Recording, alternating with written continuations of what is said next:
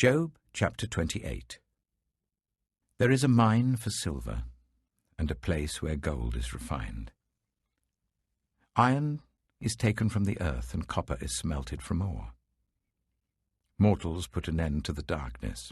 They search out the farthest recesses for ore in the blackest darkness. Far from human dwellings they cut a shaft in places untouched by human feet. Far from other people they dangle and sway. The earth from which food comes is transformed below as by fire. Lapis lazuli comes from its rocks, and its dust contains nuggets of gold. No bird of prey knows that hidden path. No falcon's eye has seen it. Proud beasts do not set foot on it, and no lion prowls there. People assault the flinty rock with their hands and lay bare the roots of the mountains. They tunnel through the rock. Their eyes see all its treasures. They search the sources of the rivers and bring hidden things to light. But where can wisdom be found?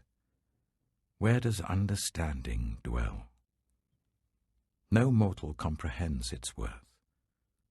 It cannot be found in the land of the living. The deep says, "It is not in me." The sea says, "It is not with me." It cannot be bought with the finest gold, nor can its price be weighed out in silver. It cannot be bought with the gold of Ophir, with precious onyx or lapis lazuli. Neither gold nor crystal can compare with it, nor can it be had for jewels of gold. Coral and jasper are not worthy of mention. The price of wisdom is beyond rubies. The topaz of Cush cannot compare with it. It cannot be bought with pure gold. Where then does wisdom come from?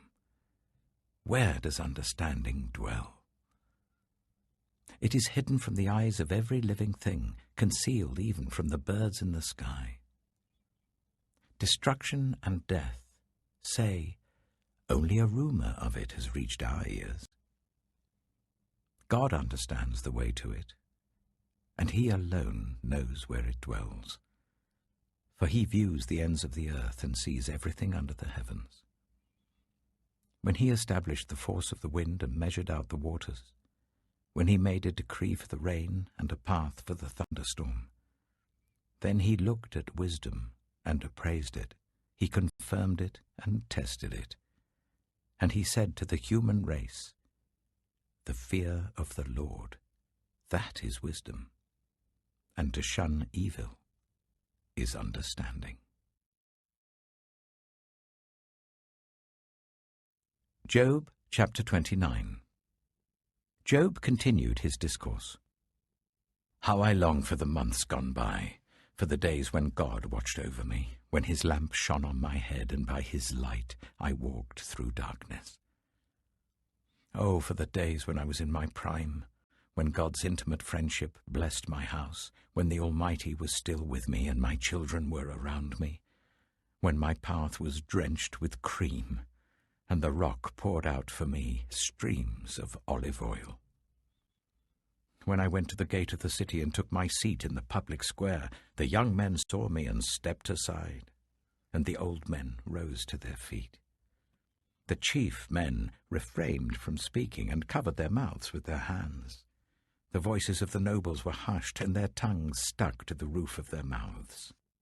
Whoever heard me spoke well of me, and those who saw me commended me, because I rescued the poor who cried for help, and the fatherless who had none to assist them. The one who was dying blessed me. I made the widow's heart sing. I put on righteousness as my clothing, justice was my robe and my turban. I was eyes to the blind and feet to the lame. I was a father to the needy. I took up the case of the stranger. I broke the fangs of the wicked and snatched the victims from their teeth. I thought, I shall die in my own house, my days as numerous as the grains of sand. My roots will reach to the water, and the dew will lie all night on my branches. My glory will not fade. The bow will be ever new in my hand. people listened to me expectantly, waiting in silence for my counsel. After I had spoken, they spoke no more. My words fell gently on their ears. They waited for me as for showers, and drank in my words as the spring rain. When I smiled at them, they scarcely believed it. The light of my faith was precious to them.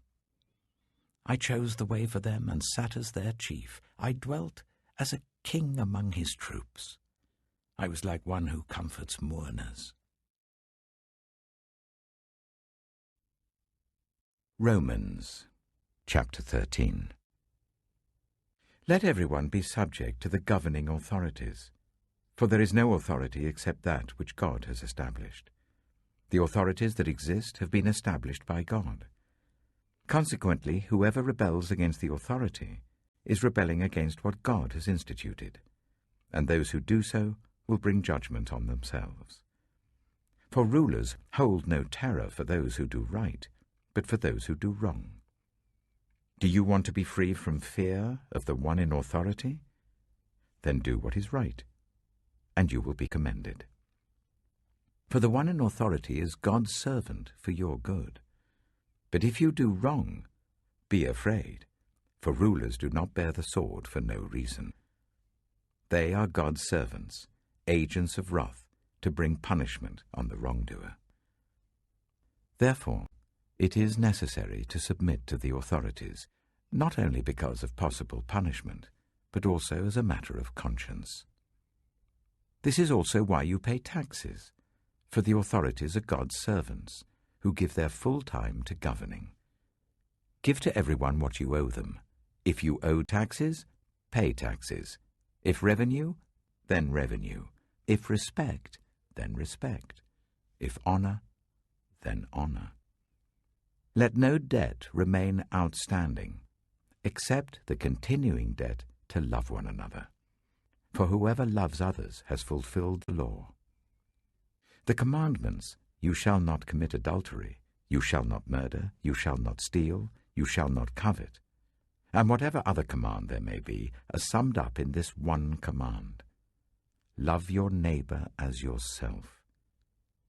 Love does no harm to a neighbor. Therefore, love is the fulfillment of the law. And do this, understanding the present time. The hour has already come for you to wake up from your slumber, because our salvation is nearer now than when we first believed. The night is nearly over. The day is almost here. So let us put aside the deeds of darkness and put on the armor of light. Let us behave decently, as in the daytime, not in carousing and drunkenness, not in sexual immorality and debauchery, not in dissension and jealousy. Rather clothe yourselves with the Lord Jesus Christ, and do not think about how to gratify the desires of the flesh.